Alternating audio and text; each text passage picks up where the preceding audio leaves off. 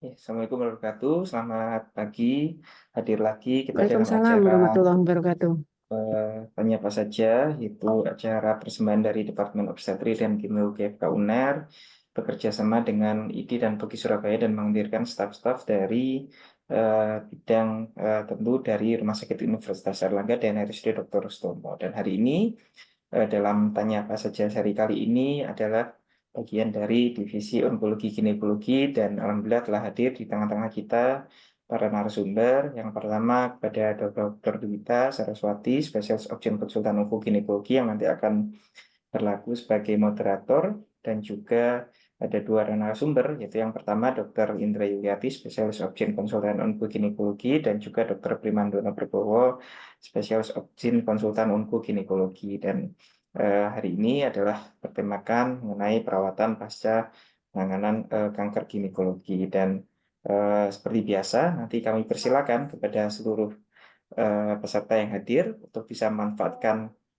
tanya apa saja. Jadi dengan bertanya apapun mengenai tema hari ini, baik melalui fitur Q&A atau melalui kolom chat, atau juga bila mana berkenan bisa diskusi langsung dengan raise hand, nanti akan kita tampilkan di eh, halaman utama. Dan mohon maaf, dalam kesempatan kali ini, Ketua Departemen Opjin, yaitu Dr. Robert Pramana, sedang berhalangan karena masih dalam perjalanan, sehingga kami nanti akan langsung persilakan kepada tiga narasumber dan juga moderator untuk bisa memberikan pertanyaan atau menjawab pertanyaan. Mungkin nanti biasanya akan ada sedikit ulasan baik dari kedua narasumber. Tanpa mempersingkat waktu, untuk memperpanjang waktu lagi, maka kami persilakan kepada Dr. Wita Saraswati selaku moderator hari ini untuk bisa memandu acara. Pada Dr. Wita kami persilakan. Monggo, Dok. Baik, terima kasih. Selamat pagi. Assalamualaikum warahmatullahi wabarakatuh. Kita ketemu lagi.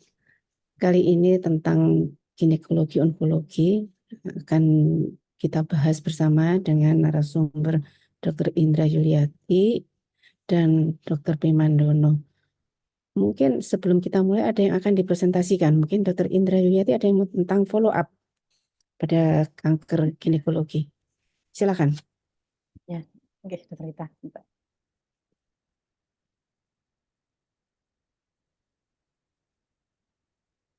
Sudah jelas. Terima kasih. Assalamualaikum warahmatullahi wabarakatuh. Selamat pagi. Hari ini pada Tanya Apa Saja seri ke-154 tentang follow up penderita kanker ginekologi pasca pengobatan. Hari ini saya akan berbagi topik dengan Dr. Wondi, di mana saya akan membahas mengenai follow up penderita kanker serviks pasca pengobatan dan follow up penderita kanker endometrium pasca pengobatan. Ya. Seperti kita ketahui bahwa kanker serviks itu menempati nomor 4 kanker pada wanita di dunia, sedangkan di Indonesia kanker serviks itu menempati nomor 2. Terus sebagian besar, lebih dari 80% tipenya adalah squamous cell carcinoma dan adenokarsinoma sekitar 15%, dan adenosquamous itu sekitar 3-5%, dan neuroendokrin atau small cell carcinoma itu sangat jarang. Manajemen dan outcome dari wanita yang menderita invasive cervical cancer itu sangat tergantung dari stadium pada saat awal dia didiagnosis. Secara general dikatakan bahwa terapi utama pada kanker serviks itu adalah pembedahan atau radioterapi dengan atau tanpa kemoterapi. Dikatakan bahwa cure rate-nya itu mencapai 80-95%. Asalkan dia terdiagnosanya pada stadium awal. Di sini dikatakan bahwa stadium 1 dan non-bulky stage 2 disease. Dan dia bisa mencapai 40-60% untuk yang bulky stage 2 dan stage 3 disease. Jadi memang kalau kanker leher rahim ini kanker yang bisa dicegah ya, sehingga kalau misal tahunya lesi prakanker, maka angka kesembuhannya bisa hampir 100%. Di sini dikatakan bahwa dari Vigo untuk five-year survivor rate-nya apabila dia sebelum stadium 2 di sini sekitar 76% ke atas ya. Untuk 5-year survivor rate-nya ini data Vigo, saya ambil dari up to date 2024. Kemudian post treatment surveillance after primary curative therapy untuk kanker serviks itu bagaimana? Jadi sangat disarankan, di mana tujuan utama dari melakukan surveillance atau follow up ini adalah untuk mendeteksi lebih awal apabila terjadi rekarensi, di mana nanti kita bisa akhirnya melakukan terapi yang untuk bisa membantu pasien tersebut. Dan dikatakan bahwa rekarensi paling sering itu adalah yang terisolir pada pelvic sentral. Kemudian di sini dikatakan bahwa mayoritas memang bisa lokoregional maupun rekarensi distan, ya jauh, di mana di sini dikatakan median time yang terjadinya rekarensi itu antara 7 sampai 36 bulan setelah primary treatment. Dari systematic review dikatakan bahwa 62 sampai 89% cervical cancer yang kanker serviks yang recurrence itu terdeteksi pada 2 tahun awal setelah terapi primer.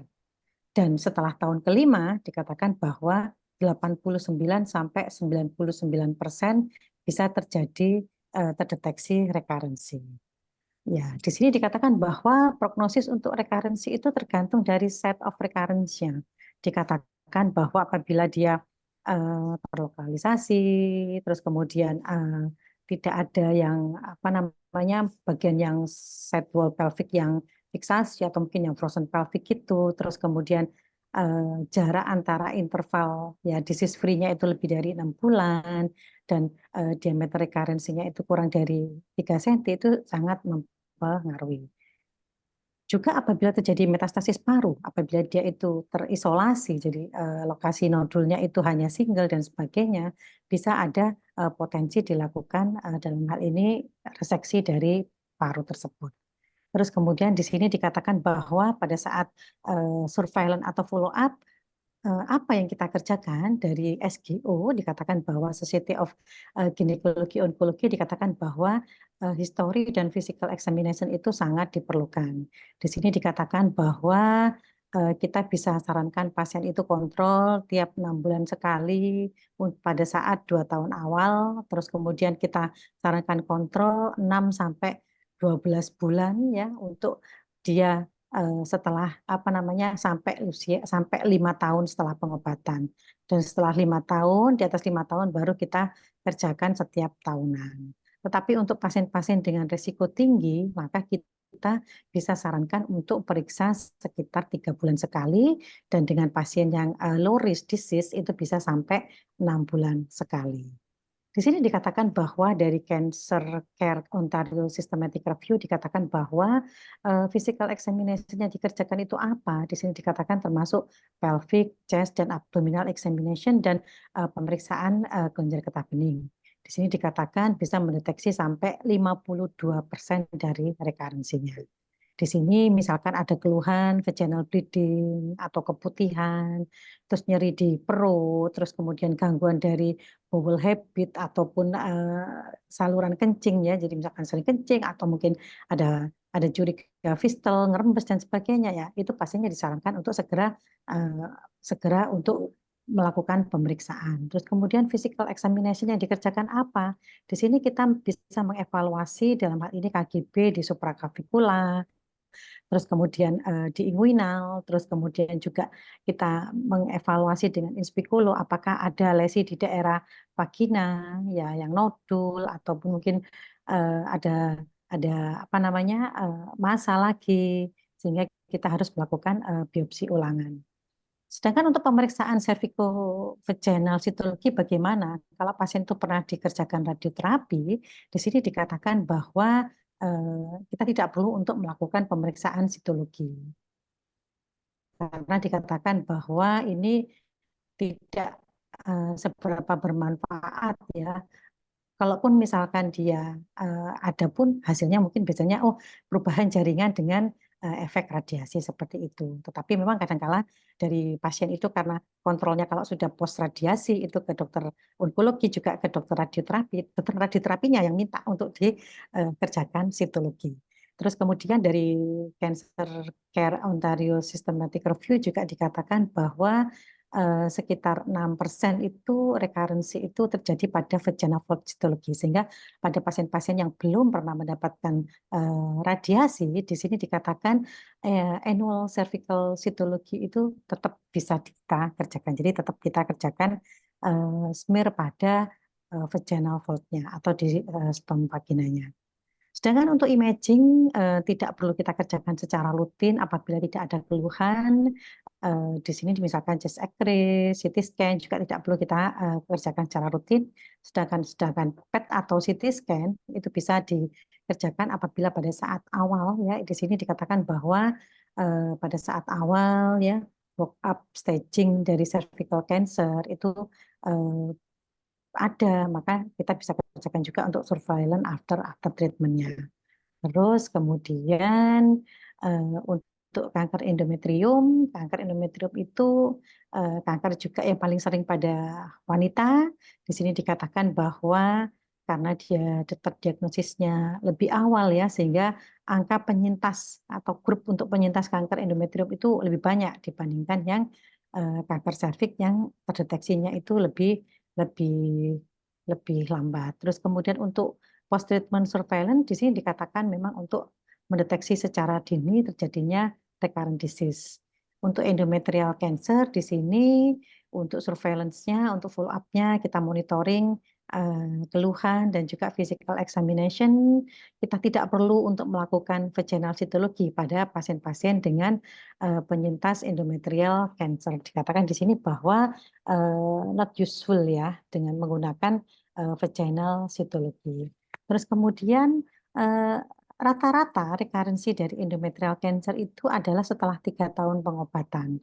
Biasanya itu terlokalisir di daerah vagina dan pelvic, tapi pun kalau dia misalkan metastase jauh bisa sampai ke abdomen maupun ke pelvis. Terus kemoterapi yang sering digunakan adalah golongan karboplatin, paclitaxel maupun doxorubicin. Sehingga beberapa keluhan itu bisa berhubungan dengan efek samping dari penggunaan kemoterapi jenis ini. Dalam hal ini bisa misalkan neuropati, terus kemudian cardiotoxicity pada penggunaan doxorubicin, terus kemudian kelemahan, dan kadang juga didapatkan cognitive impairment. Untuk pasien endometrial cancer paling sering memang karena faktor obesitas ya, dengan fat 40 female fertile ya. Karena adanya faktor obesity ini dikatakan bahwa karena kalau dia dengan penyintas dengan endometrial cancer, maka diharapkan dia akan memperbaiki dalam hal ini lifestyle-nya dengan meningkatkan physical activity, kemudian rutin melakukan latihan ya, dan tidak melakukan bahasanya dalam ini banyak magernya ya, jadi banyak duduk dan sebagainya. Terus kemudian dari up to date 2024 dikatakan bahwa kapan sih dia itu harus periksa ke onkologi, kapan itu dia bisa periksa ke obgyn secara dokter obgyn umum atau seperti itu, dikatakan bahwa onkologi itu dokter onkologi ginekologi bisa mengikuti pasien sampai 3 sampai 5 tahun. Di mana setelah di atas 5 tahun maka kita bisa bahasanya kembalikan ke general ginekologi atau ke sini primary care physician. Dikatakan ini tergantung pilihan ya. Pilihannya itu dalam hal ini ya memang tergantung lokasi waktu, biaya dan sebagainya. Ya, surveillance yang dikerjakan itu bisa meliputi selain keluhan juga pemeriksaan pelvic examination. Dalam hal ini adanya kita bisa melihat dengan inspekulum, melihat vaginal mucosa, kemudian vaginal cuff dengan menggunakan spekulum, dan apabila ada pasien ada keluhan vaginal bleeding atau postcoital bleeding atau mungkin karena efek penekanan ya karena bowel dan apa namanya bladdernya itu maka bisa akan bisa mempengaruhi dan pasiennya disarankan untuk segera kontrol. Jadi saya sekian aja, Dr. Wita. Terima kasih. Baik, terima kasih Dr. Indra Yuliati. Mau Dr. Primanandon yang mau disampaikan? Baik, terima kasih yang saya hormati Dr. Wita, Dr. Seto, senior dan sejawat semua. Terima kasih atas kehadirannya. Saya mohon izin untuk melanjutkan follow up tentang kanker ovarium dan kanker GTN. Jadi memang setiap tahun kanker kandungan ini meningkat jumlahnya ya, tidak tahu mengapa, karena mungkin karena era BPJS ini semuanya serba free dan sebagainya, sehingga yang dulunya saat belum ada asuransi universal, mereka takut ke rumah sakit, tetapi karena sekarang sudah free semua, akhirnya semuanya berbondong-bondong ke layanan kesehatan. Jadi deteksi dini dan tata laksana yang tepat akan meningkatkan kelangsungan hidup dari pasien-pasien kita, dan tentunya follow up masih dalam satu rangkaian terapi evaluasi kita sebagai monitor komponen penting dalam perjalanan kanker itu sendiri, di mana kanker ini memang mungkin kita sebut saat ini masih beresiko kambuh dalam jangka pendek maupun jangka panjang. Jadi follow up setelah komplit terapi ini bisa diberikan oleh siapa saja. Ya, kita semua ini bisa memberikan. Sehingga kita menyamakan persepsi, satu tujuan, satu pendapat, satu pola pikir, bahwa tujuan follow up ini adalah mengetahui sejak awal adanya kekambuhan. Kemudian untuk memastikan bahwa diagnosa awal kita sudah benar, tidak ada diagnosa tambahan, dan mengetahui adanya komplikasi terapi. Kemudian juga dalam proses terapi, kadang-kadang pasien ini menjadi down, stres, loss of follow up, ya, tidak mau melanjutkan terapi. Nah, itu gunanya kita juga memberi dukungan psikososial, tentunya dibantu oleh teman sejawat dari psikolog atau psikiater yang lebih menguasai ilmu kejiwaan, untuk memberi semangat bahwa tetap ada kesempatan, kemungkinan untuk bisa sembuh kanker itu. Yang terakhir adalah evaluasi hasil pengobatan kita. Apakah sudah cukup, apakah perlu diajuvan, atau bagaimana. Jadi sebenarnya intinya adalah setelah kita memberikan eh, pengobatan selesai ini, kita memberikan konseling untuk KIE, tujuan follow up itu sangat penting, sehingga memang pada tahun-tahun selanjutnya masih perlu kontrol rutin. Jadi inti komponen dari follow up ini adalah anamnesa. Jadi saat kontrol adalah anamnesa dan pemeriksaan fisik. Keluhannya apa? Apakah ada eh, keanehan pada organ-organ tubuh yang berkaitan dengan kanker primernya, atau di organ lain yang kemungkinan akan menyebar ke sana. Kemudian pemeriksaan labora dan imaging ini tidak selalu rutin kita kerjakan, hanya sesuai indikasi yang tentunya berkaitan dengan anamnesa keluhan dan juga pemeriksaan fisik yang sudah kita lakukan. Kemudian juga screening gejala kecemasan dan depresi, ya perlu kerjasama dengan dokter lain multidisiplin untuk memberi layanan tersebut. Untuk kanker ovarium, seperti kita tahu bahwa ada beberapa jenis. Jadi kalau kita melihat mulai dari tipe epitel yang invasif, germ cell, sex cord tumor, kemudian low malignan potensial atau borderline tumor yang sudah menjalani operasi, dan atau low malignan potensial borderline yang operasi fertility sparing, maka follow up-nya ini memang agak sering ya. Jadi dalam 3 tahun pertama itu disarankan untuk kontrol sekitar setiap 3 sampai 4 bulan sekali. Di 3 tahun kedua, jadi 3 tahun kedua, tahun keempat, kelima, keenam kali. Mengapa? Karena pada kasus ini dari database evidence based medicine itu, kalau stadium 3 paling sering kambuh sebelum 2 tahun. Rata-rata 1 tahun, 1,5 tahun itu sudah kambuh lagi kalau sudah pada diagnosa stadium 3. Sehingga memang minimal juga kita selain melakukan pemeriksaan fisik, juga asesmen dengan USG minimal itu juga setiap 6 bulan sekali. Kemudian pemeriksaan CA125 ini juga tidak wajib kita periksakan, ya ada keuntungan dan tidaknya, sehingga kita perlu ingat CA125 sebelum operasi. Jadi kita perhatikan apakah CA125 sebelum operasi itu tinggi. Kalau memang tinggi, maka kita bisa memeriksakan CA125 ini sebagai modalitas follow up kita. Tetapi bila sebelum operasi CA125-nya rendah, walaupun itu ternyata ganas, tentunya kita tahu bahwa sel kanker ini juga bisa menipu diri kita, tidak memproduksi tumor marker, bisa escape dari sistem imun kita dengan tidak memproduksi tumor marker, dan itu kita tahu bahwa jenis-jenis sel kanker yang CA125-nya rendah itu malah sangat berbahaya. Dan di mana CA125 untuk follow up juga tidak bisa kita lakukan, karena sebelum operasi di mana tumornya masih ada besar saja rendah, apalagi saat sudah kita terapi operasi dan kemo, tentunya pasti rendah. Dan itu kita malah harus hati-hati pada jenis-jenis pasien seperti ini. Jadi kita perlu modalitas yang lain selain CA125, ya, mungkin dengan pemeriksaan imaging dan sebagainya.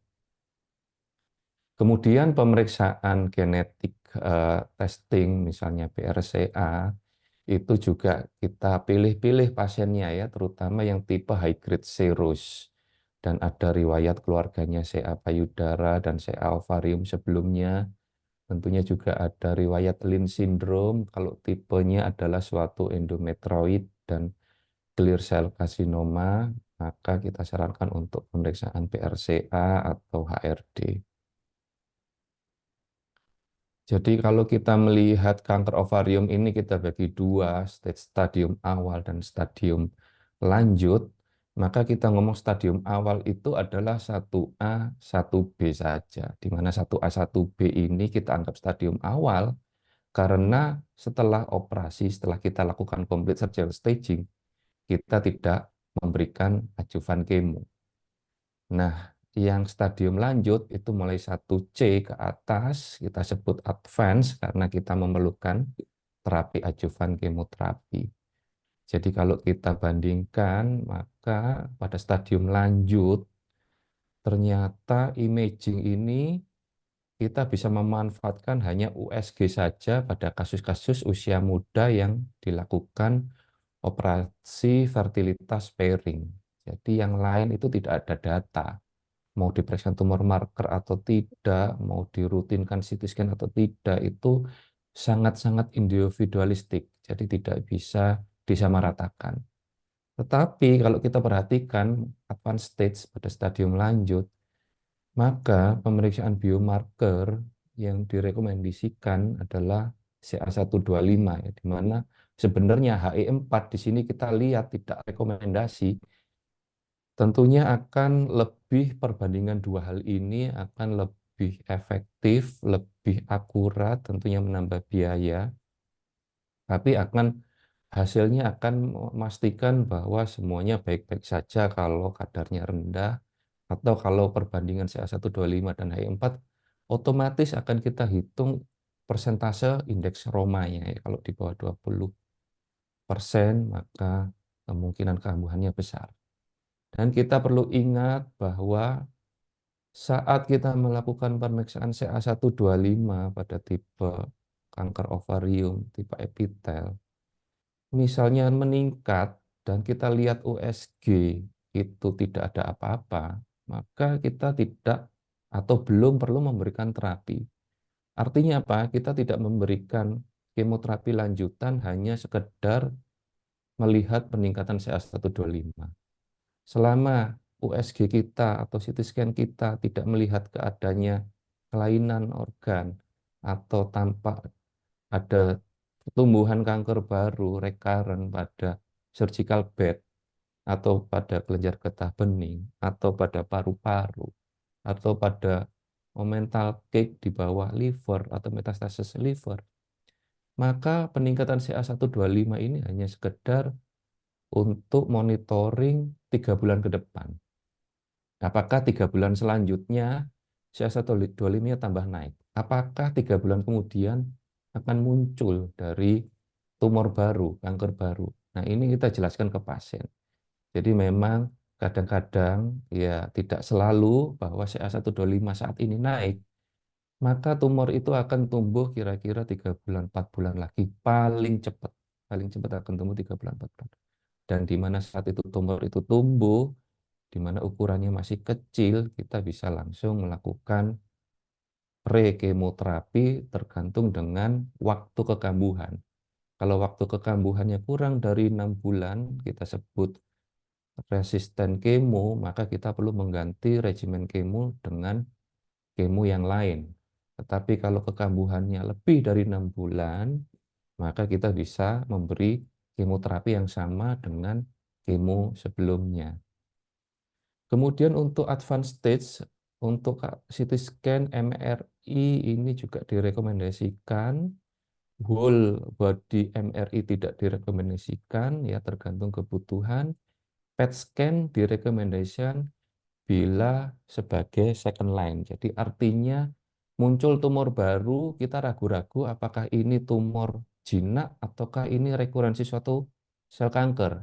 Nah, itu kita bisa melakukan PET scan. Jadi PET scan mengevaluasi tumor yang tumbuh itu apakah mengandung sel kanker atau tidak. Ya, tentunya efektivitas spesifitasnya 98%.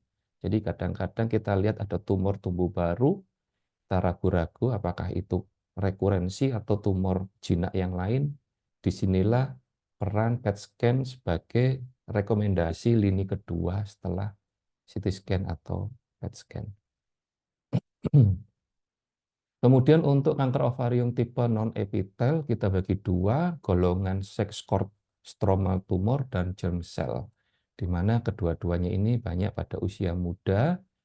Kalau kita lihat pada yang sex-cord tidak memperhatikan early stage atau advanced stage, maka yang kita lakukan adalah pemeriksaan fisik, ya. Kemudian pemeriksaan tumor marker yang direkomendasikan adalah pemeriksaan serum estrogen, inhibin, follicular regularity protein, dan Mullerian inhibitor substance.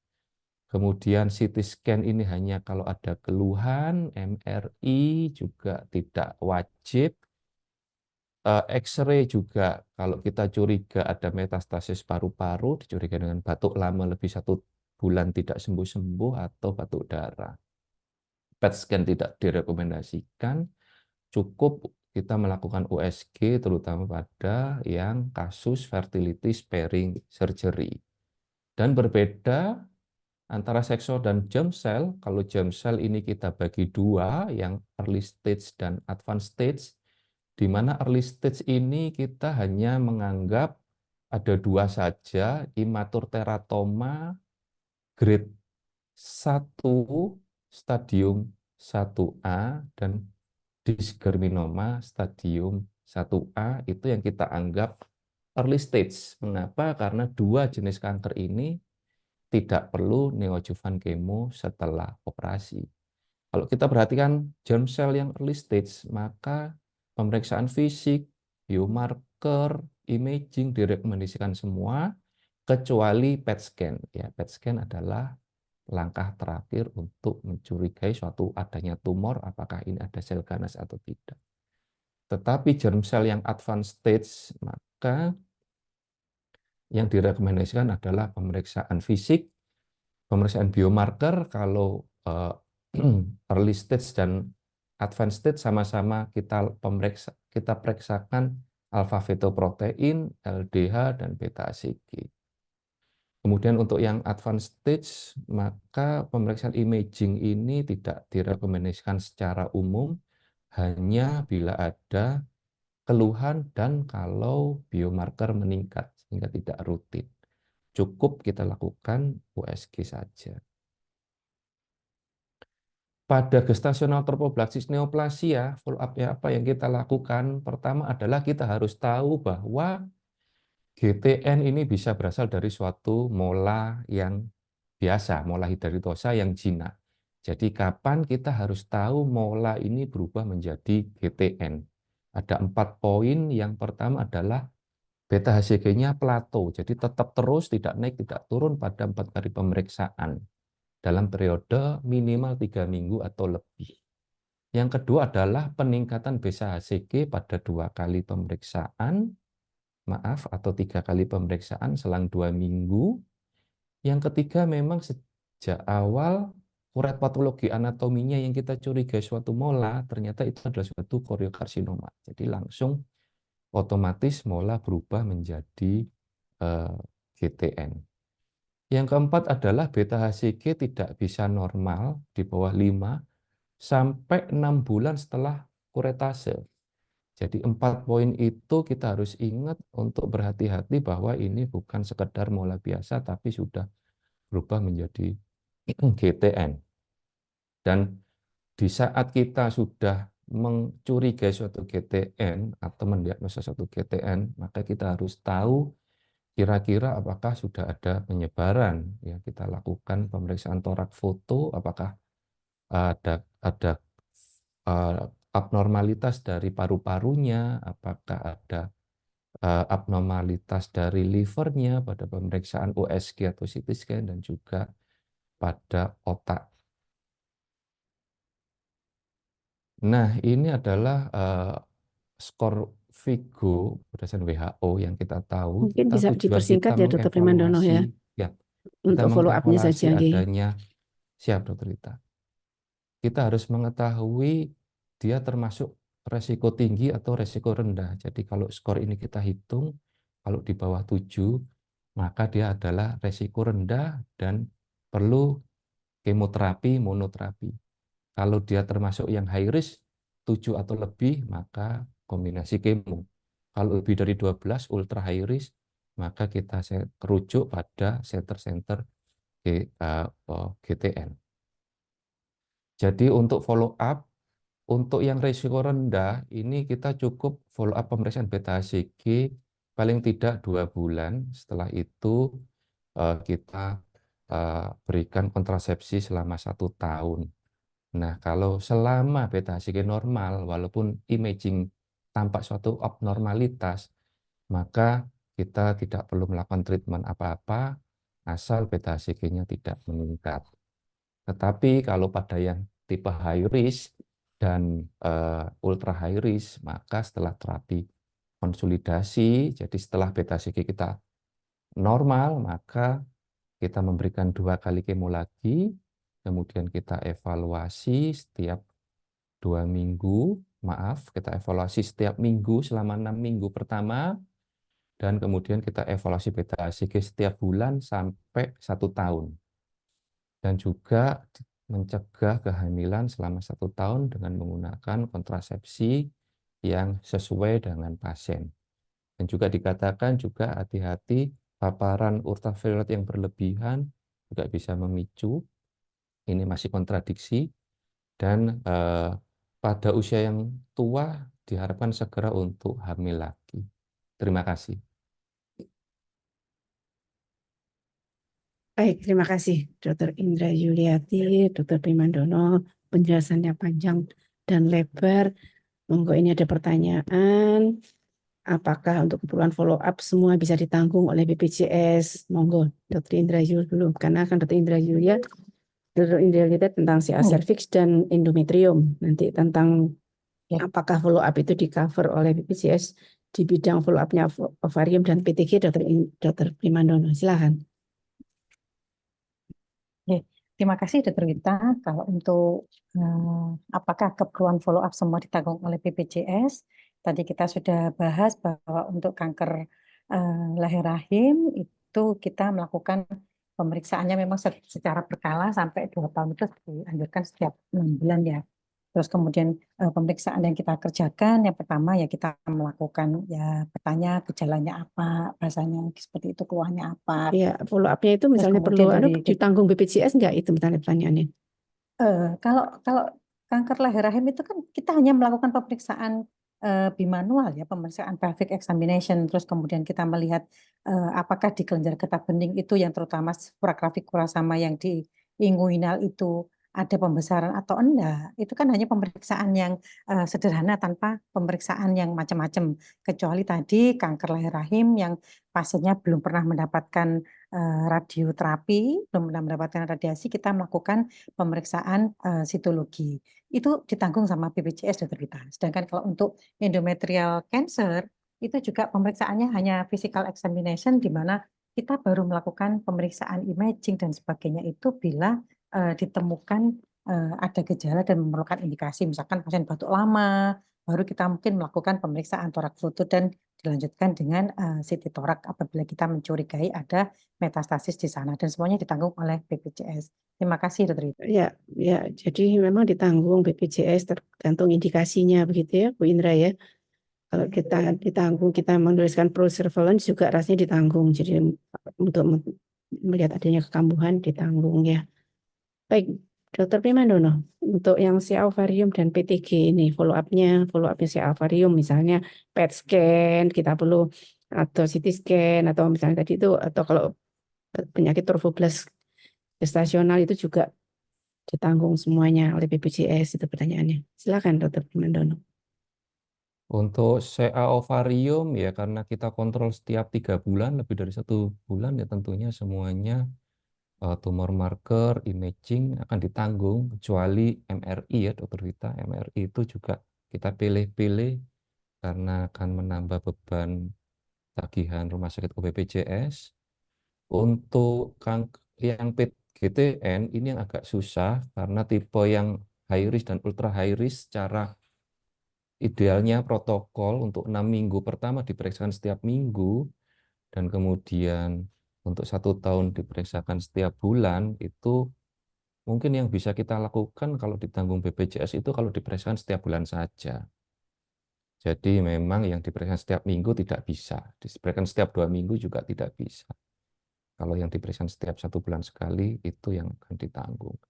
Jadi ya akan agak sedikit membuat ketar-ketir ya Dokter Wita kalau misalnya masih awal-awal 2 bulan pertama ini kita setiap 1 bulan sekali sesuai dengan indikasi pemeriksaan.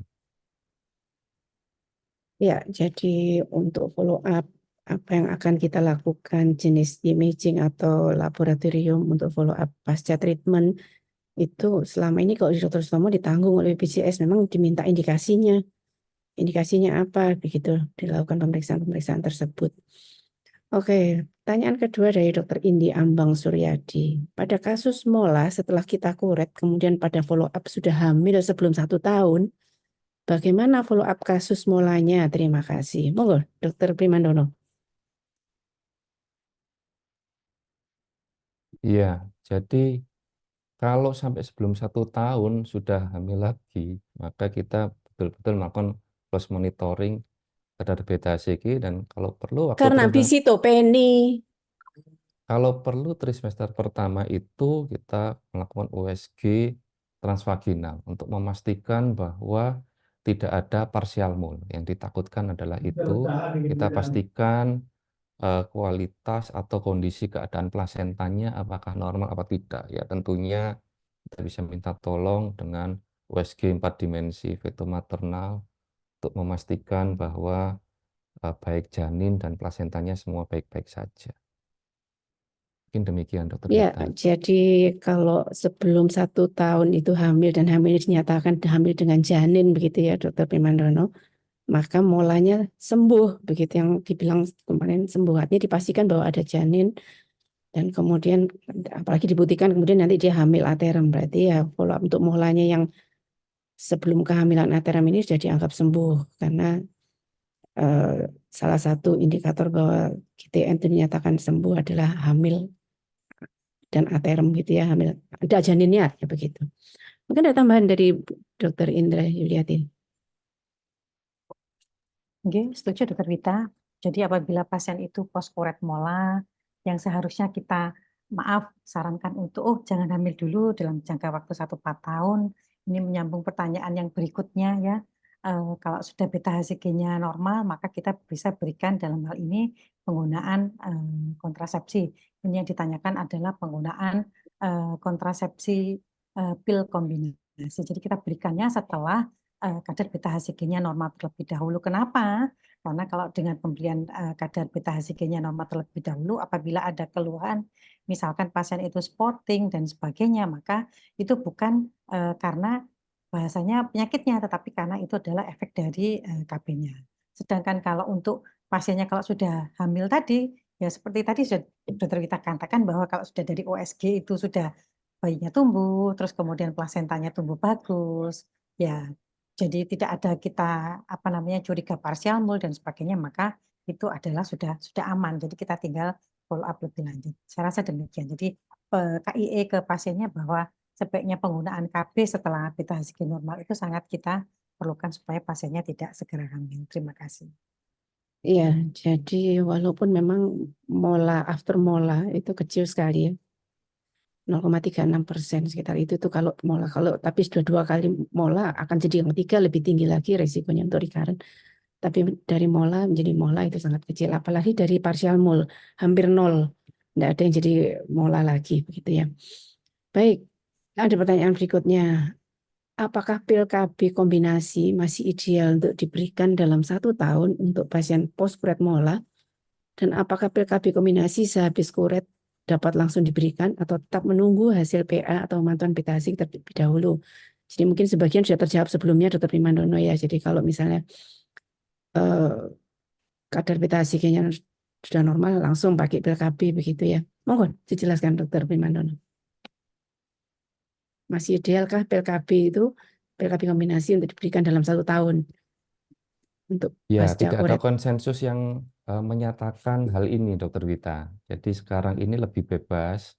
Ya, Intinya tidak harus pil KB dari betul. semuanya itu, tapi kita tetap memperhatikan eh, kebijaksanaan kearifan lokal Indonesia bahwa yang terbaik untuk mencegah kehamilan adalah pil KB kombinasi.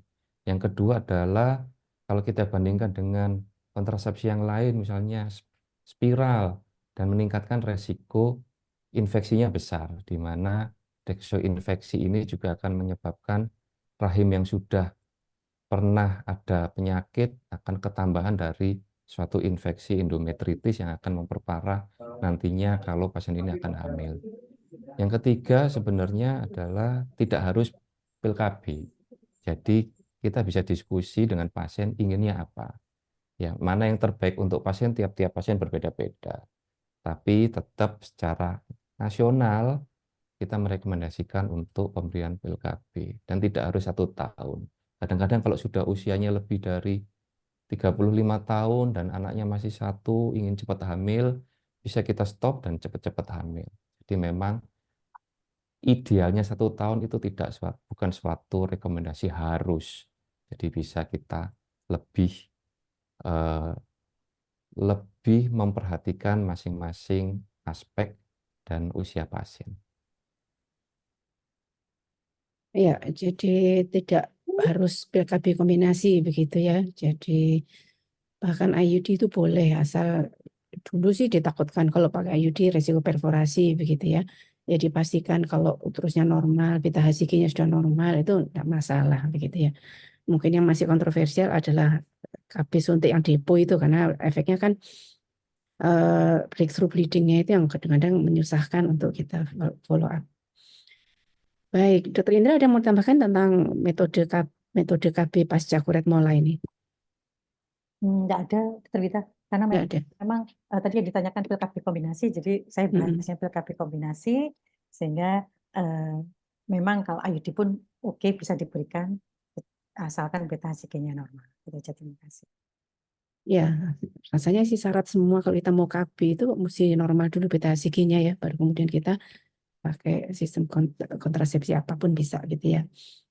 Baik, ada pertanyaan dari Dr. Ahmadi. Dr. Ahmadi menanyakan untuk kista dengan hasil patologi borderline, bagaimana follow up-nya, Dr. Primandono? Baik, terima kasih.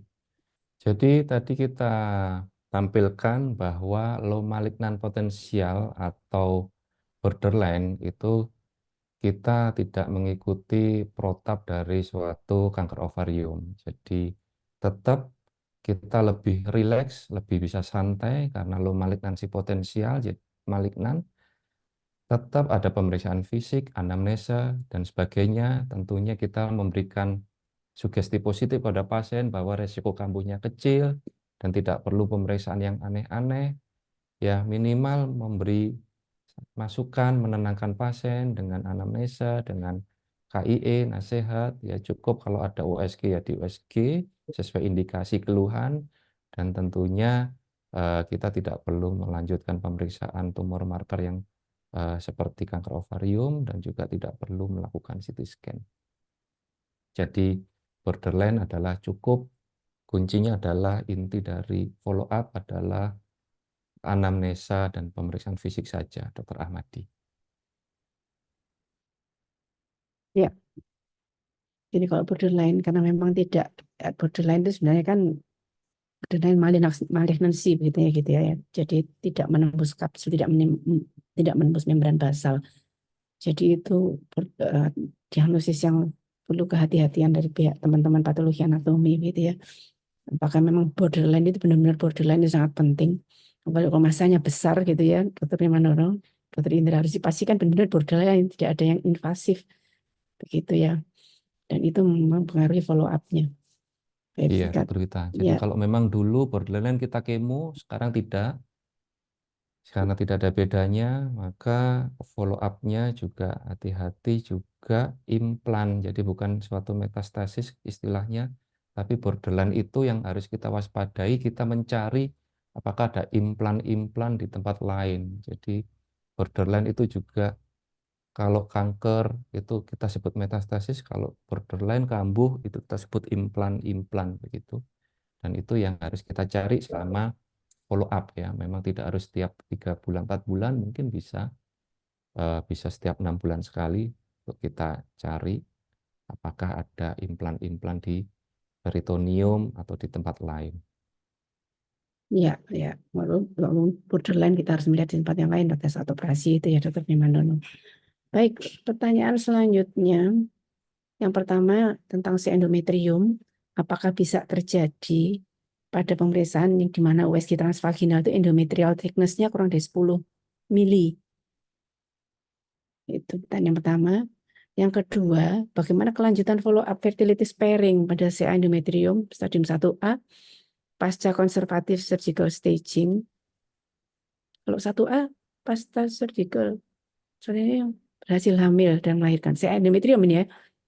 Kalau CA endometrium tidak ada surgical staging mungkin ya, karena kan tidak dioperasi kalau saya endometrium. Kalau ya mungkin nanti perlu dijelaskan ya.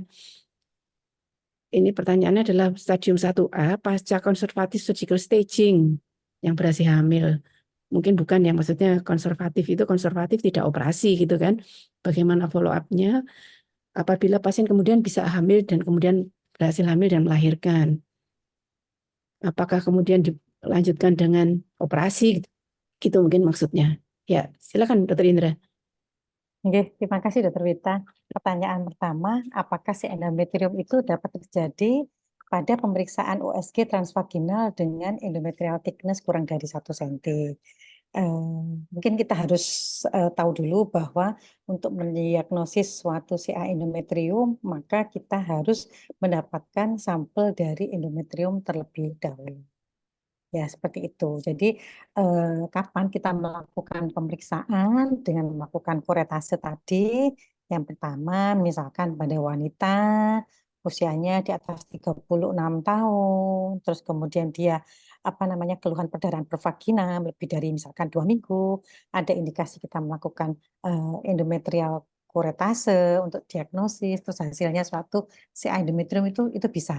Sedangkan kalau pada wanita yang postmenopausal bleeding ya, itu dengan sudah setahun tidak mens, terus kemudian dilakukan ada keluhan perdarahan, terus kemudian dari hasil pemeriksaan itu endometrial thickness-nya itu bisa 4 mili, bisa 5 mili, itu kita sudah langsung kerjakan kuretase seperti itu. Jadi bisa terjadi walaupun hasil TVS-nya itu kurang dari 1 mili, itu hanya 5 mili Sampai 1 saja. cm. Iya, ya, enggak sampai 1 cm. Jadi hanya Ya. 0,5 cm, 5 mili itu kita kerjakan kuretase dan hasilnya suatu CA endometrium itu sangat bisa, Dok. Jadi untuk mendiagnosis CA endometrium itu kita dengan melakukan pengambilan endometrial sampling.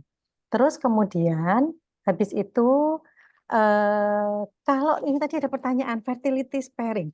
Kalau pasien itu sudah dilakukan surgical staging pada CA endometrium, sudah dilakukan operasi, ketemunya stadium 1A, berarti saya bisa katakan bahwa pasien ini sudah dihisterektomi, terus kemudian dari hasil operasinya itu didapatkan ketebalan invasinya itu kurang dari separuh miometrium, maka itu saya bisa katakan itu stadium 1A berdasarkan hasil patologi anatomi, seperti itu. Tapi kalau lihat dari pertanyaan ini, follow up fertility sparing dalam hal ini berarti pasien CA endometrium itu tidak dikerjakan operasi sama sekali.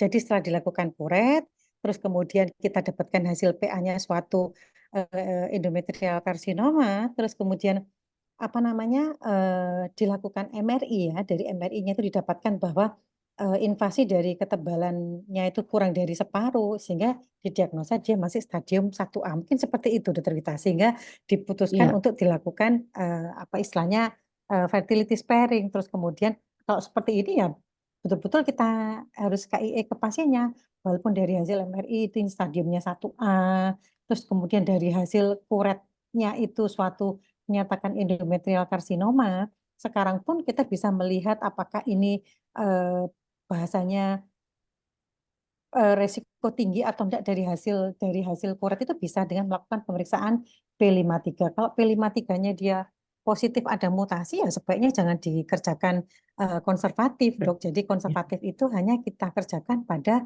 pasien yang benar-benar fertility wish dan dia bersedia dalam hal ini dengan segala resikonya seperti itu. Tapi kalau dari cerita ini terus kemudian pasiennya berhasil hamil dan melahirkan dan sebagainya, ya ini kita bisa buat case pun juga bagus seperti itu. Terus kemudian kalau pasiennya sudah anaknya bahasanya sudah lahir ya segera kita kerjakan operasinya. Kalau saya mungkin ini apa bukan CA ovarium ya maksudnya ya. ya, CA ovarium ya kita kerjakan mungkin konservatif pertanyaannya surgical staging ya.